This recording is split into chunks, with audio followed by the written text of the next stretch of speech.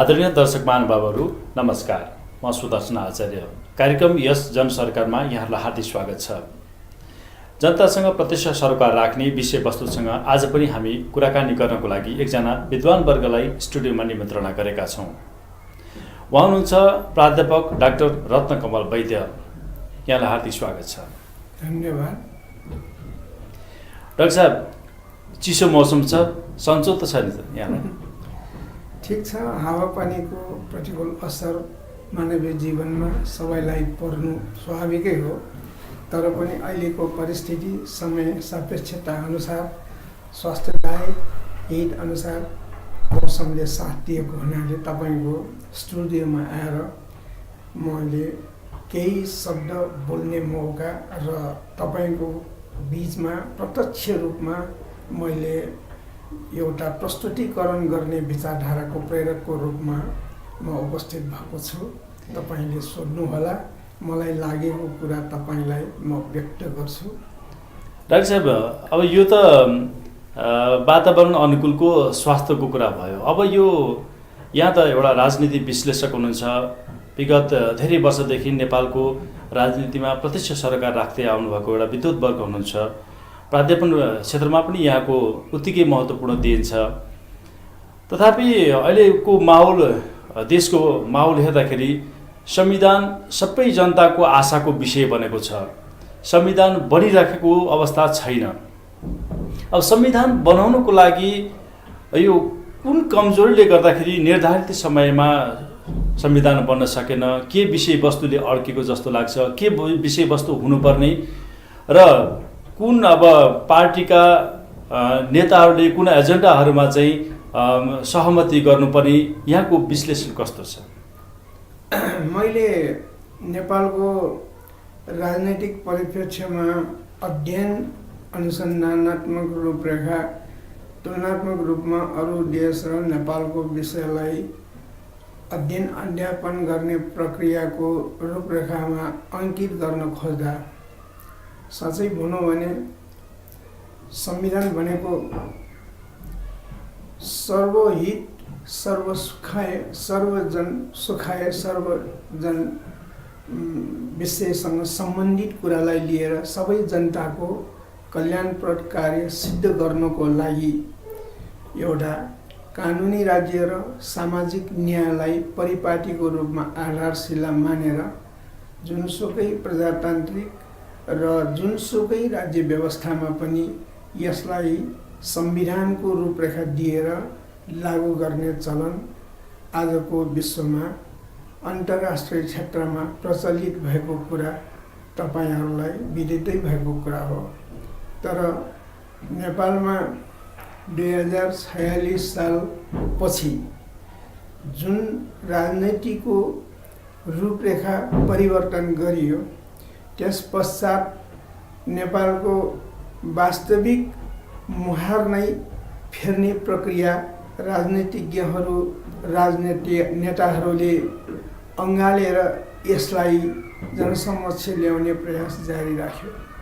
तर त्यस प्रकारले मुहारै परिवर्तन गर्ने परिप्रेक्ष्यमा सबभन्दा पहिले त अन्तर्राष्ट्रिय राजनैतिक परिवर्तनको रूपरेखा कस्तो छ, राष्ट्रिय राजनैतिक मुहारको रूपरेखा कस्तो छ र जनताको वास्तविक रूपरेखा कस्तो छ, यसलाई सही रूपमा अध्ययन गरेर अनुसन्धान गरेर मात्र संविधानको रूपरेखा संविधानको स्वरूपलाई अङ्कित गरेर जनताको सुख शान्ति समृद्धि र एउटा शान्ति स्थापनाको लागि निर्माण गर्ने प्रक्रिया भइकन पनि आज 46 साल 62-63 सालको जुन परिवर्तनको रूपरेखाले नेपाली जनतालाई एउटा सही बाटोमा सही मार्गदर्शनमा ल्याएर प्रक्रियाको रूपमा सुख शान्ति दिन्छु भन्ने जुन कामना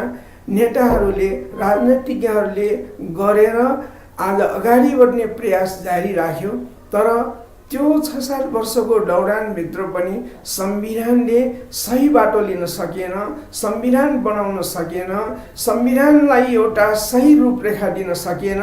यही नै यो देशको लागि ठुलो दुर्भाग्य बनेको छ। र आज नेपालको राजनीतिसँग सम्बन्ध अन्तर्निहित समस्यासँग सम्बन्धित विषयलाई औल्याएर राजनीतिशास्त्रसँग अध्ययन गर्ने विज्ञहरू, विद्वानहरू र राजनीतिज्ञहरूले पनि यसका विकराल विकृति विसङ्गतिका शिकार भएको कुरालाई आज औल्याउन थालेका छन् कि एउटै देशमा 3 करोड भएको देशमा एउटा सानो देशले पनि एउटा सामान्यतया संविधान बनाउन काबिलदार बन्न सकेन, संविधान बनाउन कार्यदक्षता ग्रहण सकेन, संविधान बनाउनुको लागि एउटा कार्यकुशलता समेत हासिल गर्न नसक्नु यो देशको लागि मात्र होइन, अन्तर्राष्ट्रिय क्षेत्रको लागि पनि ठुलो दुर्भाग्यको विषय बनेको कुरा तपाईलाई विदितै भएको कुरा हो। त्यो कारणले संविधान किन बनेन, संविधान निर्माण गर्नुको लागि के कति समस्या भयो भन्ने कुराको विश्लेषण गर्दा, अध्ययन गर्दा यो संविधान सभामा 601 जना जो जति संविधान सभाका सदस्यहरू हुनुहुन्छ उहाँहरू खुदै जिम्मेवार भएको कुरा तपाईलाई औल्याउन चाहन्छु। किनभने संविधान बनाउँछु भनेर आम निर्वाचनमा सम्पूर्ण जनताहरूलाई आश्वासन दिएर देशलाई सही बाटो औल्याउन चाहन्छु, देशलाई सुख शान्ति समृद्धिको भावना प्रेरित गराउन चाहन्छु, विकराल परिस्थितिको रूपमा अँगालिएको भ्रष्टाचार, अन्य अत्याचारलाई अन्त गर्छु भनेर आम निर्वाचनमा सारा जनताहरूको बीचमा एउटा ठुलो कमिटमेन्ट गरेर, एउटा ठुलो विश्वस्तता र विश्वासको बाटो बनाएर जनतालाई आश्वासन दिएर संविधान बनाउँछु भन्ने त्यो प्रकरणको रूपमा प्रतिज्ञा गरेर संविधान सभामा बसेर, संविधान सभामा उपस्थित भएर संविधान बनाउनु नसक्नु, संविधानलाई सही बाटोमा ल्याएर जनताको समक्ष प्रस्तुतीकरण गर्न नसक्नु यो 601 जना सदस्यहरूकै जिम्मेवारको कुरा हो, उनीहरूकै कायरताको कुरा हो, उनीहरूकै वास्तविकताबाट एउटा विश्वासघातक गर्ने प्रक्रियाको रूपमा प्रतिबिम्बित भएको कुरा कसैले छिपाउन सक्दैन। आज संसारभरिका राजनीतिज्ञहरू, संसारभरिका राजनीतिशास्त्रसँग सम्बन्ध राख्ने, जिज्ञासा राख्ने विद्वानहरूले पनि यस्तै प्रकरणको रूपमा टिका टिप्पणी गर्न थालेको छ। डाक्टर साहब यो संविधान सभाले संविधान बनाउन नसक्नुको पराकाष्ठ भयो। हुनुपर्ने संविधानमा लिखित हुनुपर्ने कुराहरू के हुनु जस्ता लाग्छ यो नेपालको परिवेशलाई यहाँले अध्ययन गर्दाखेरि? नेपालको राजनीति परिप्रेक्ष्यको विषयमा अध्ययन गर्दा संविधान भनेको, संविधानको मुटु भनेकै एउटा कानुनी राज्य, रुल अफ ल, अर्को सामाजिक न्याय, सोसियल जस्टिस। यो दुईटा मान्छेको दुईटा आँखा जस्तै हुन्। जुन संविधानमा यो दुईटा समाविष्ट गरेर एउटा कार्यविधिलाई सुसम्पन्न गर्ने त्यो क्षमतालाई एउटा सैद्धान्तिक रूपमा मात्र संविधान बनाउने होइन कि व्यावहारिक रूपमा पनि कार्यान्वयन गरेर जनतासँग सरोकार सही रूपमा गर्न सक्ने त्यो कार्यविधिलाई सुसम्पन्न गराउने ताकत सफलतापूर्वक ग्रहण गर्न सक्यो भन्ने मात्र संविधानको सही रूपरेखा हुन सक्छ, सही मार्गदर्शन हुन सक्छ, सही दिशाबोध हुन सक्छ। नत्र भने परिकल्पनै मात्र गरेर सैद्धान्तिक विश्लेषणको रूपरेखा दिएको संविधानलाई संविधान मान्न सक्दैन, संविधान मान्न सक्दैन, संविधानको रूपरेख सही दिशाबोध पनि गर्न सक्ने ताकत पनि हुनुपर्छ। कस्तो रहेछ अब संविधानमा लेखिनुपर्ने, उल्लेख हुनुपर्ने कुरा, जनताले चाह राखेका, इच्छा राखेका कुराहरू अनुसार कस्तो किसिमको संविधान बन्यो भनेदेखि, संविधानको रूपरेखा कस्तो भयो भनेदेखि जनतालाई प्रत्यक्ष रूपमा लाभ हुन्छ। नेपालको कन्टेक्स्टमा मैले यहाँलाई यो ध्यान आकर्षण गर्न चाहेको। नेपालको परिप्रेक्ष्यमा आम जनता, पूर्व मेचीदेखि पश्चिम महाकालीका जनताहरूको चाहना के छ भने नेपालमा यस्तो संविधान बनोस् जुन संविधानले आम जनतालाई शान्ति सुरक्षा कायम गरोस्, आम जनतालाई एउटा व्यक्तिगत रूपमा, समसामयिक रूपमा अर्निङ क्यापेबिलिटी डेभलपमेन्ट गर्ने मौका पाओस् र सही बाटोमा कानुनी राज्यको रूपमा राष्ट्रपतिदेखि लिएर सर्वसाधारण नागरिकसम्मै समान रूपको कानुन कार्यान्वयन प्रविधिलाई केलाउने खालको होस्, जसले गर्दा कुनै नागरिकलाई काखा र पाखाको रूपरेखा अंकित गरेर अन्याय र अत्याचार र भ्रष्टाचार त्यस्तो रूपरेखाले भ्रष्ट पारेर ग्रस्त पारेर देशलाई अन्यल अवस्थामा नआओस्, जसको कारक तत्त्वले गर्दा नेपालमा अक्कासिन्दो महँगो, अक्कासिन्दो भ्रष्टाचार र बस्न नसक्ने र बाँच्न पनि नसक्ने त्यस्तो अवस्था कायम नहोस्, त्यस्तो अवस्था नहोस् र त्यस्तो किसिमको संविधान बनोस् जसले आम जनताका लागि कल्याण हुने, आम जनताका लागि सुख शान्ति समृद्धिको भावनाले प्रेरित हुने खालको त्यस्तो खालको संविधान बन्ला भन्ने जुन परिकल्पना आम जनताले गरेको हो त्यो साकार हुन नसक्नु नै देशको लागि ठुलो दुर्भाग्यको विषयवस्तु बनेको कुरा तपाईलाई मैले जानकारी गराएको छु। आम जनताको स्याम्पलिङ सर्वेमा यही कुरा देखाएको पाइन्छ। हजुरलाई एउटा कुरा, अब सबैले भन्दाखेरि कुनै पनि संविधान 2004 सालदेखि हामी कहाँ लिखित संविधान सुरु भयो, त्यो बेलादेखि नै अहिलेसम्म आउँदाखेरि कुनै पनि संविधानमा भ्रष्टाचार गर्ने, अब के अरे चाहिँ जनतालाई ठग्ने लुट्ने भनेर संविधानमा त कहीँ उल्लेख गरिएको हुँदैन। तथापि अब त्यस्तो किसिमको संविधान नबनोस् भनेर भन्दाखेरि पहिलाकालीन नबनोस् नै भन्थे, भ्रष्टाचार हुन्थ्यो।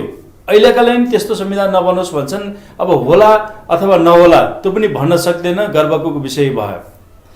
हामीलाई फन्डामेन्टल कुराहरू भन्दा बाहेक जनतालाई अझै पनि संविधानले कुन चिज निर्दिष्ट गर्यो भनेदेखि प्रत्यक्ष लाभ हुन्छ, यहाँको त्यो एउटा विषयमा वस्तुमा मात्रै केन्द्रित भएर हजुरले यसको जवाफ दिइदिनुहोस् न। अब यससँग सम्बन्धित कुरालाई राजनैतिक रूपमा केलाएर हेर्दाखेरि अब आम जनताको लागि, आम जनताले सरोकार राख्ने विषय भनेको राजनीतिसँग सम्बन्धित जनमनोभावना, जनमत र जनताले चाहेको जुन किसिमको एउटा आकांक्षा हो, त्यो आकांक्षा एउटा राज्य व्यवस्थाले जनताको लागि गर्नुपर्ने दायित्व, जनताको लागि कार्यविधि सुसम्पन्न गरेर उनीहरूको कार्यविधिलाई एउटा सफलतापूर्वक ग्रहण गराउने एउटा इन्भाइरोमेन्ट, वातावरण सृजना गर्ने, ती प्रक्रियाहरू सुसम्पन्न गर्न सक्ने तागतको रूपमा प्रयोग गर्न सक्यो भने नै राज्य व्यवस्थाले वास्तवमा जनतालाई चाहिँ सही बाटो देखायो, सही मार्गदर्शन दियो भन्ने कुराको एउटा सरोकार हुन्छ। तपाईले भन्नुभए अनुसार संविधानमा सारा चिज लागू गर्ने र संविधानमा उल्लेख भए पनि कतिपय कुरामा अन्याय, अत्याचार, भ्रष्टाचार र अकासिनो महँगा जस्ता त्यस्ता कुराहरू संसारमा कुनै पनि संविधानमा लेख्दैमा हुने र नहुने भन्ने कुरा होइन भन्ने भन्नुभयो र सही कुरा हो तपाईको। बहुसंख्यक ठाउँमा चाहिँ अन्याय, अत्याचार, भ्रष्टाचार र न्याय अन्याय भन्ने कुराको छिनोफानो गर्नुको लागि र त्यसलाई चाहिँ उन्मूलन गर्नुको लागि नै नियम चाहियो, कानुन चाहियो, संविधान चाहियो र संविधानको रूपरेखाबाट, संविधानको कार्यान्वयन प्रविधिबाट नै त्यस्ता चिजलाई चाहिँ नाश गर्ने एउटा प्रकृतिको रूपमा कार्यान्वयन गर्ने प्रविधिको नामै संविधान हो। तर त्यो संविधान कार्यान्वयन गर्नुको लागि जनताको मस्तिष्कले वर्क गर्ने, शासकको मस्तिष्कले चाहिँ कार्यान्वयन प्रविधिलाई सही बाटोमा ल्याउने, त्यो प्रकृतिको प्रतिबिम्बको रूपमा पनि राज्य व्यवस्थामा जनताले र राज्य व्यवस्थामा जिम्मेवार लिएका शासकहरूले पनि आफ्नो जिम्मेवार वहन गरेर वर्कआउट प्लान अगाडि बढाएको खण्डमा नै संविधानले सही बाटो लिन सकिन्छ। जस्तो बेलायतमा संविधान छैन, तपाईको संविधान छैन, लिखित रूपमा देखिएन, तर पनि त्यहाँको जनताले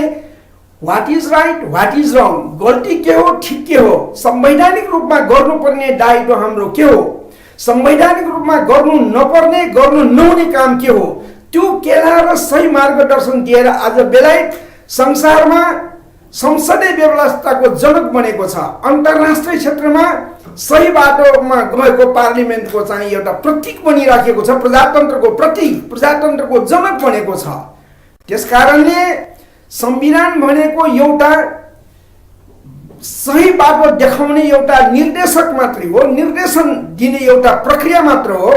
गर्ने सम्पूर्ण काम त शासक र शासित व्यक्तिहरू, जनताहरू हुन्, शासकहरू हुन्, जसले गर्दा त्यसलाई सही मार्गदर्शनको रूपमा प्रयोग गरेर हामीले गर्नुपर्ने दायित्व र राज्य व्यवस्थाले गर्नुपर्ने एउटा काम कर्तव्य राज्यको निर्देशक तत्त्वको रूपमा होस्, व्यावहारिक रूपमा कार्यान्वयन प्रविधिको रूपमा बेसिक तपाईँले फन्डामेन्टली हुनुपर्ने के कार्यविधि कार्यशैली हो, ती प्रक्रियालाई सही बाटोमा ल्याएर आम जनताको सुख शान्ति समृद्धिको कामना गराउने त्यही नै प्रविधिको नाम हो संविधान। संविधान भनेको देशको मुटु हो। संविधान बिना देश कुनै हालतमा पनि सही बाटोमा हिँड्न सक्दैन। त्यसकारणले संविधान नितान्त आवश्यकीय तत्त्व हो भन्ने कुरा सबैले सरोकार राख्ने विषय बनेको छ। आदरणीय दर्शक महानुभावहरू, यतिखेर हामी यस जनसरकार कार्यक्रममा प्रत्यक्ष रूपमा कुराकानी गर्दैछौँ प्राध्यापक डाक्टर रत्नकमल वैद्यसँग। उहाँ राजनैतिक विश्लेषक पनि हुनुहुन्छ र राजनीति विषयमा प्राध्यापन पनि गर्दै आउनुभएको छ। त एकैछिनपछि उहाँसँगको कुराकानी जोड्नेछौँ यो सानो व्यापारिक विश्रामपछि।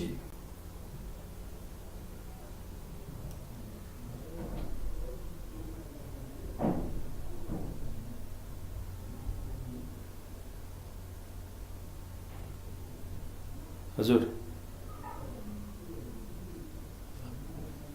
अब यो पछि विज्ञापन विषयमा म बोल्दै गर्छु।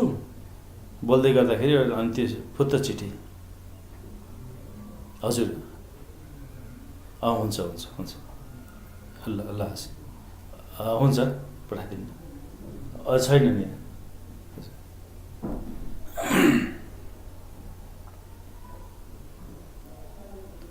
ल ल।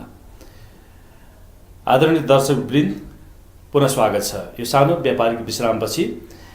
कार्यक्रम हो यस जनसरकार। यस जनसरकारमा आज हामीले राजनीतिक विषयमा कुराकानी गर्दैछौँ प्राध्यापक डाक्टर रत्नकमल वैद्यसँग। पुनः स्वागत छ यहाँलाई। धन्यवाद। त डाक्टर साहब, मैले चाहेको चाहिँ यहाँ एउटा राजनीतिक विश्लेषक हुनुहुन्छ। नेपालको कन्टेक्स्टमा एजुकेटेडहरूको सङ्ख्या कमी छ। त शिक्षाको कमीले गर्दाखेरि पनि राजनीतिमा जनताहरूले अधिकार माग्न नसकेको हो कि अथवा भौगोलिक परिस्थितिले गर्दाखेरि जनताले आफ्नो अधिकार के हो भनेर नबुझेका हुन् कि यो केन्द्रीकरण शासकीय पद्धति भएको हुनाले पनि आफ्नो अधिकार नबुझेको हो कि यहाँलाई कस्तो लागेको छ?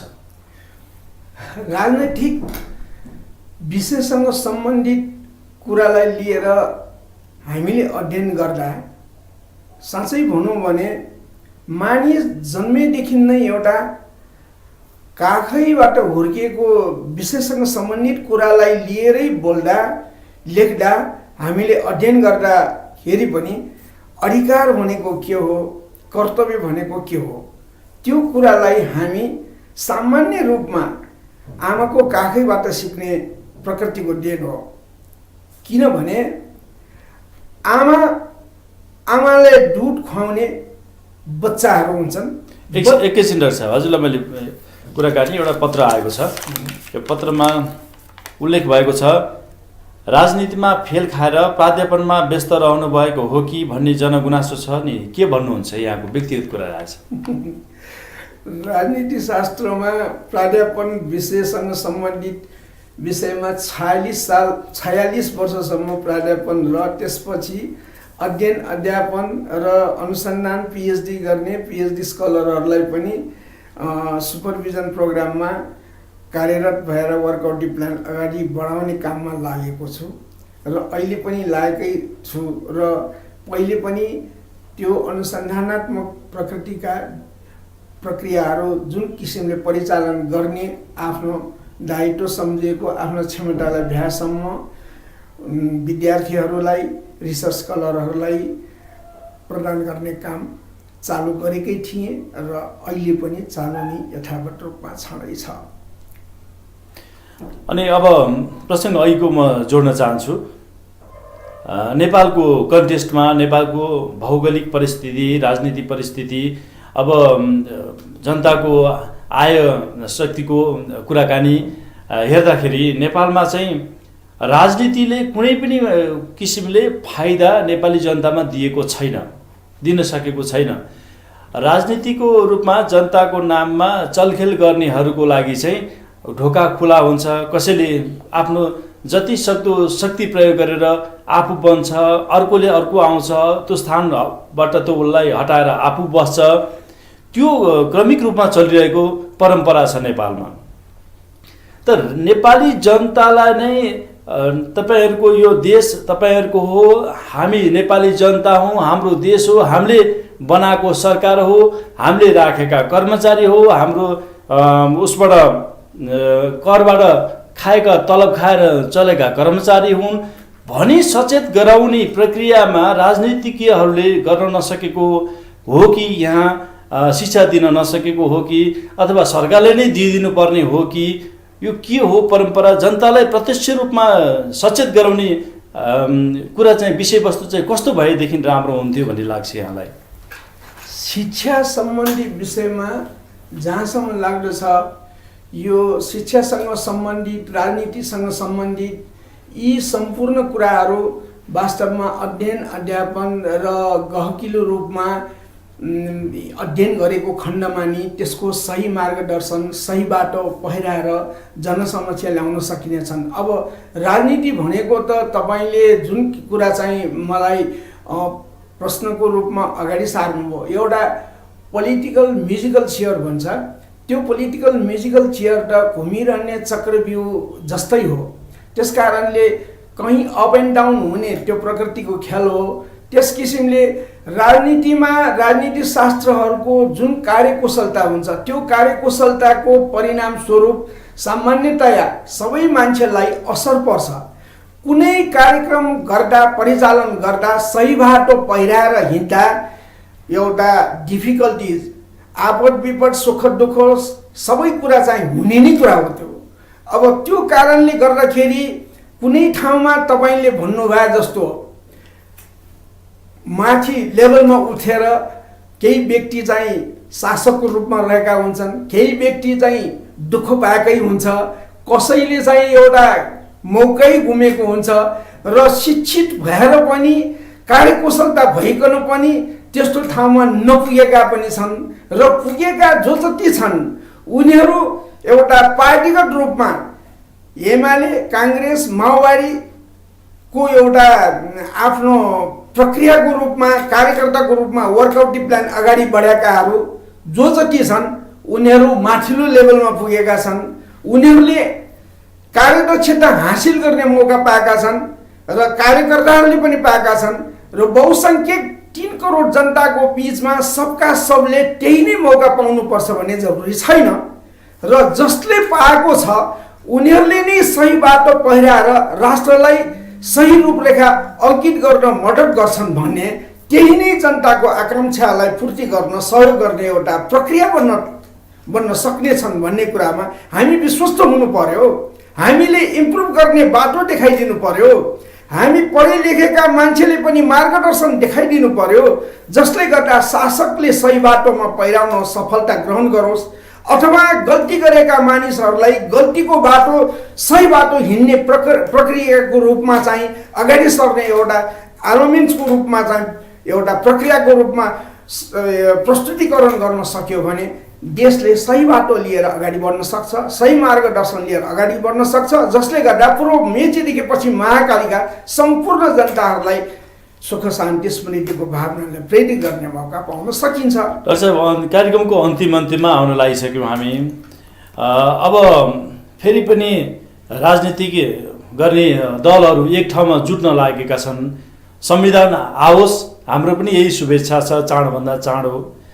अब बन्न लागेको संविधानमा कस्तो कुराहरू चाहिँ नछुटाइकन समावेश गरिदिए भनेदेखि, कुनै विषयवस्तुलाई समाविष्ट गरिदिए भनेदेखि जनताले प्रत्यक्ष लाभ पाउँछन्। यहाँको सल्लाह सुझाव अन्त्यमा जाँदा के छ? अब संविधान त तपाईँको 2004 सालदेखि 2047 सालसम्मको ऐतिहासिक राजनैतिक रूपरेखालाई अध्ययन गर्दाखेरि अब सर्वश्रेष्ठ संविधान भनेको 2047 सालको संविधान भनेर त्यो बेलाको समयमा राजनीतिज्ञहरूले विश्लेषण गरेका थिए, टीका टिप्पणी गरेका थिए। तर पनि त्यो 2047 सालको संविधानमा जुन किसिमको रूपरेखा अङ्कित गरेको छ त्यसलाई परिमार्जन गरेरै, त्यसलाई एउटा सुदृढीकरण गरेरै नयाँ रूपरेखा दिएर अगाडि सारेको भए पनि त्यो संविधानले पनि वर्क गर्न सक्थ्यो। तर त्यसो होइन।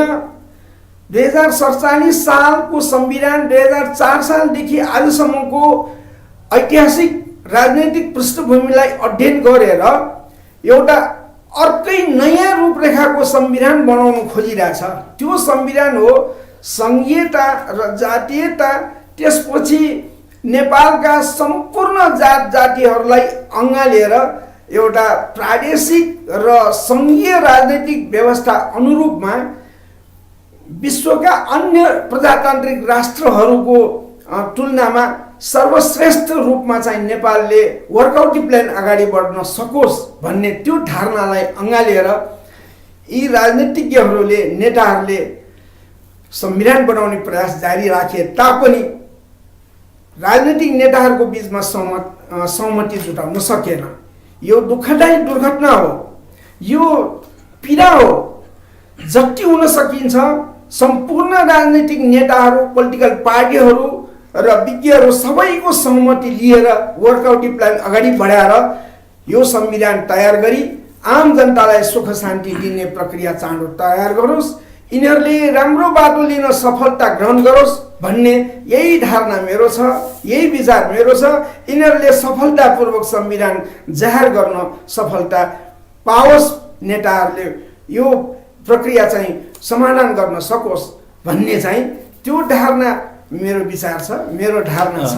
डाक्टर साहब, हाम्रो निमन्त्रणालाई स्वीकार गरेर यहाँको महत्त्वपूर्ण समय हामीलाई दिनुभयो, यहाँ स्टुडियोसम्म आइदिनु भयो, यहाँलाई धेरै धन्यवाद छ।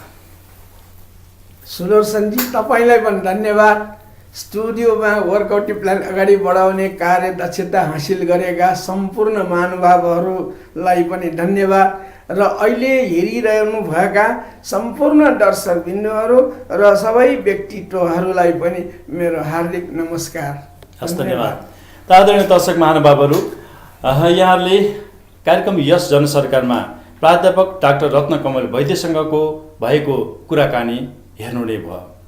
अर्को साता यसै समयमा यस्तै विषयवस्तुसँग सम्बन्धित व्यक्तित्वलाई लिएर उपस्थित हुने नै छु। तबसम्मको लागि सम्पूर्ण युनिट लगायत म सुदर्शन आचार्य पनि बिदा माग्छु। हवस् त, नमस्ते।